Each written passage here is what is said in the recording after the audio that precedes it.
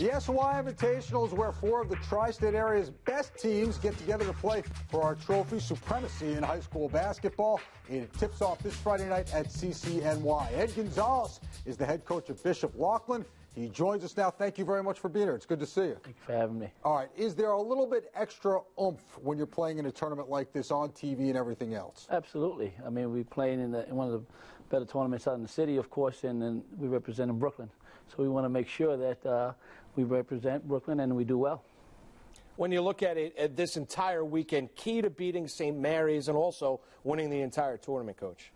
It's patience, play hard-nosed defense. Okay, of course, it's a tournament, so we don't play these guys regularly. So we got to really go out there and see what they have, of course, and play our brand of basketball. And I think we should be okay. You know, Coach, you wear a lot of hats at the school at Loughlin. What's your favorite one? Well, tell everybody your hats.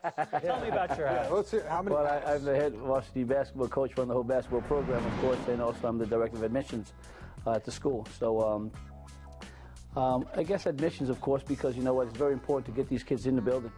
You know, we do a good job, of course, with these young men and women throughout the city.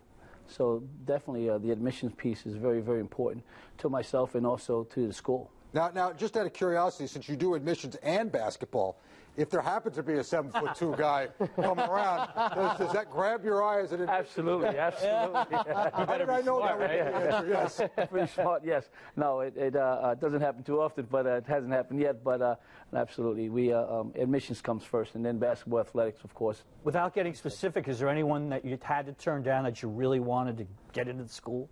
Does that happen? There's been a few kids, yeah, absolutely. Academically, if they're not sound and they're not solid, of course, unfortunately, you know, we'll have to not accept, you know. But for the most part, we like to work with all the kids that we have in our building. Even coming into the building, we try to do whatever we can. We don't want them to fail, of course. We want to do whatever we can to make sure they succeed in our building. So we do a pretty good job of really scrutinizing and making sure that it's the right fit for our school.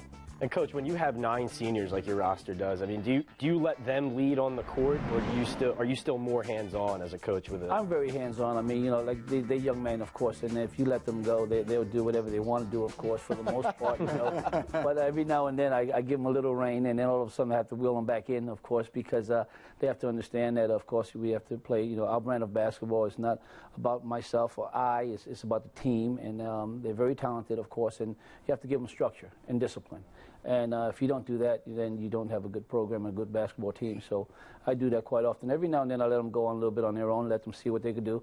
And then after that, they'll see that it's not working. Then they'll come back to me. Talk about, you mentioned how talented your team is. 2 of the most talented, Kadeem Carrington, Mike Williams. They're going to Seton Hall, Rutgers, respectively. Talk about, I mean, how their game will translate to the college level.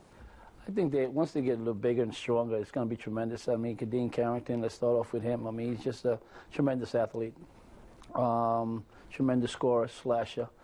He's going to bring something different. And he does so much stuff. I always say that he hasn't figured it out yet. You know, I mean, the best is yet to come for this young man. I mean, really is. Once he plays 110% at every possession, he gets stronger. I mean, he's tough to handle. He handles that ball very well, and he's shooting a lot better. So he's going to be a force to be reckoned with next year.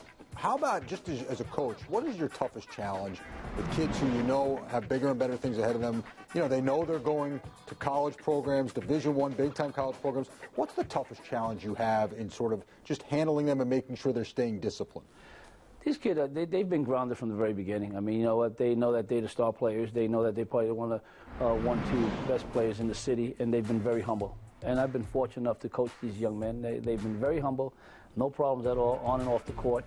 So again, then making sure that they understand that, you know what, you're not bigger than the program, you're part of the program, and then, you know what, I got to do a good enough job to keep them grounded so that when they go where they're going next year, you know, they're coachable, and they're very coachable young men. Oh, listen, thank you for stopping by. Good luck in the SNY Invitational. It's one of the best things that we here do, and we're so proud to be involved in a tournament like this. Starts Friday night at CCNY. Good luck.